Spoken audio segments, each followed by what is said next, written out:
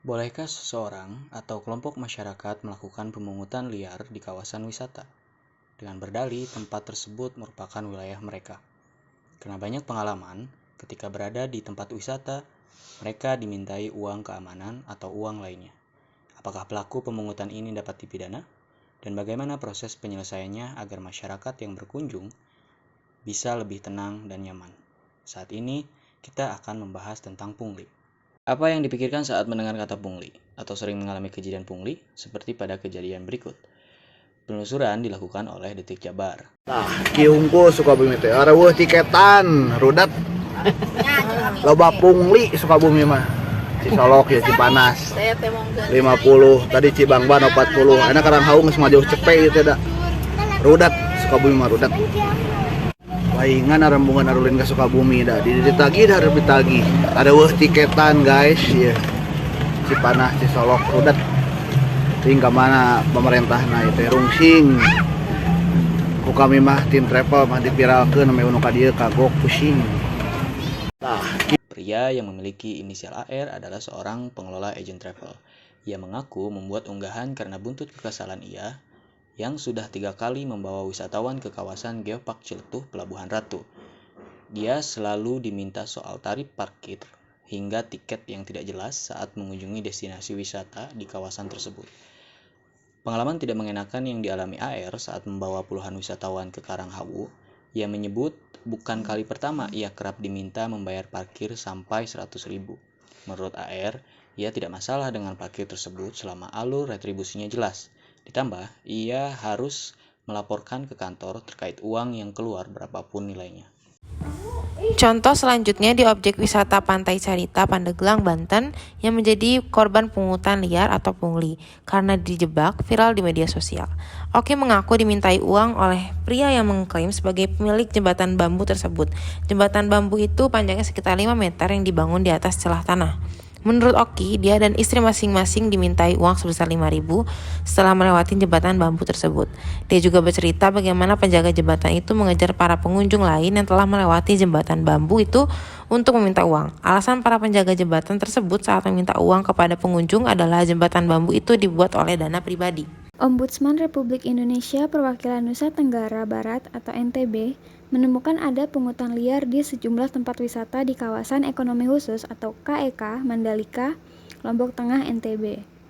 Dari hasil investigasi secara tertutup di sejumlah tempat parkir di KEK Mandalika, Ombudsman menemukan biaya parkir tinggi dan tidak sesuai ketentuan yang berlaku. Di antaranya objek foto di depan sirkuit Mandalika. Pihak yang menarik parkir menggunakan rompi parkir yang berlogo perhubungan. Tarif yang dikenakan untuk kendaraan roda 4 sebesar Rp10.000, kendaraan roda 2 sebesar Rp5.000, dan bus sebesar Rp15.000. Karcis parkir bertuliskan Pok Darwis Pesona Mandalika Kuta, kata Kepala Ombudsman NTB Dwi Sudarsono. Dwi menyampaikan, ketentuan mengenai parkir diatur dalam Undang-Undang Nomor 28 Tahun 2009 tentang Pajak Daerah dan Retribusi Daerah. Menurut Dwi, pajak parkir dan retribusi parkir merupakan kewenangan dari Kabupaten Lombok Tengah sebagaimana diatur dalam Peraturan Daerah Kabupaten Lombok Tengah Nomor 10 Tahun 2016 tentang pengelolaan dan penyelenggaraan parkir. Setelah mendengar dari beberapa kejadian tersebut, terdapat tanggapan dari Menteri Pariwisata dan Ekonomi Kreatif atau Menparekraf. Katanya, Sandiaga Salahuddin Uno geram dengan maraknya pungutan liar atau pungli di tempat wisata. Pihaknya telah membentuk Satgas Kepariwisataan, salah satunya untuk memberantas pungli. Kasus pungli di destinasi wisata sering terungkap karena masyarakat makin berani merekam lalu menyebarkan ke media sosial hingga viral. Sandiaga juga tak menampik bahwa aksi para oknum pungli ini khususnya setelah mengalami pandemi yang lama dan membuat ekonomi merosot merupakan tantangan untuk terus memperbaiki industri pariwisata di Indonesia. Sandiaga mengatakan terus bekerja sama agar aksi pungli di tempat wisata tidak terjadi lagi. Menurutnya perlu koordinasi bersama berdasarkan aspek hukum dan regulasi terkait. Pungutan liar atau pungli merupakan sebuah tindakan yang dilakukan oleh seseorang dengan meminta pembayaran di luar ketentuan. Pungutan liar juga sering dianggap sama dengan korupsi, pemerasan, dan juga penipuan. apalagi jika dilakukan hanya untuk memenuhi kepentingan pribadi saja. Pungli sendiri biasanya dilakukan oleh pegawai atau tokoh masyarakat selaku pihak pengelola tempat wisata. Sedangkan untuk retribusi sendiri merupakan pembayaran yang harus dilakukan oleh pengunjung wisata sebagai balas jasa. Contohnya adalah meminta membayar biaya masuk dengan peraturan daerah.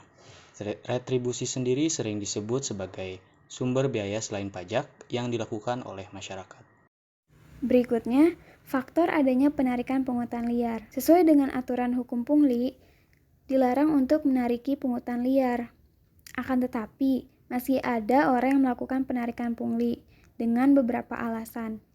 Nah, berikut akan kita bahas faktor yang menjadikan seseorang melakukan pungli.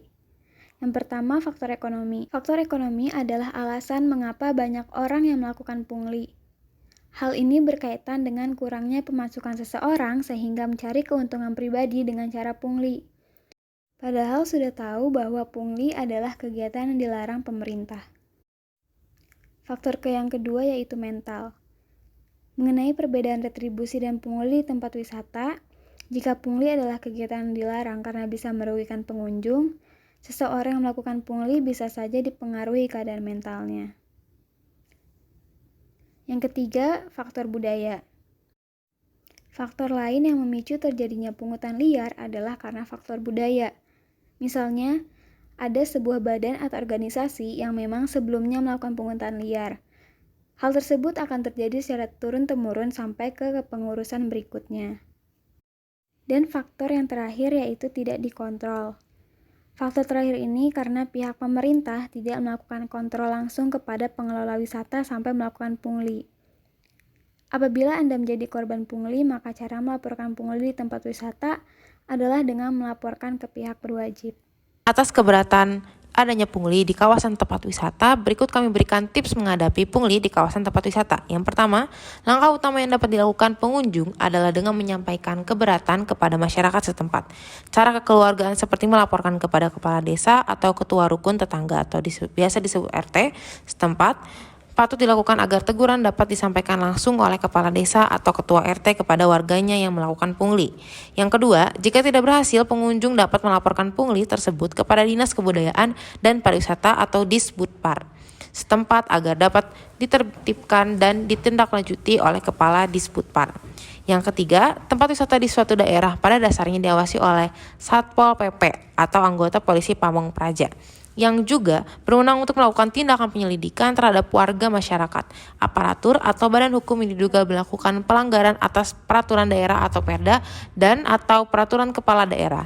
Satpol PP merupakan bagian perangkat daerah yang berwenang dalam penegakan Perda dan penyelenggaraan ketertiban umum dan ketentraman masyarakat sebagaimana diatur dalam pasal 1 angka 8 Peraturan Pemerintahan Nomor 6 Tahun 2010 tentang Satuan Polisi Pamong Praja. Oleh karena itu, pengunjung dapat melaporkan dugaan pelanggaran Perda berupa pungli di kawasan tempat wisata kepada Satpol PP.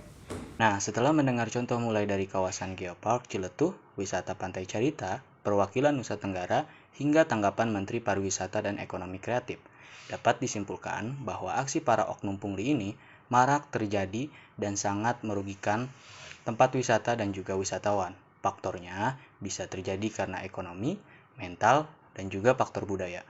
Pungutan liar juga sering dianggap sama dengan korupsi, pemerasan, dan penipuan.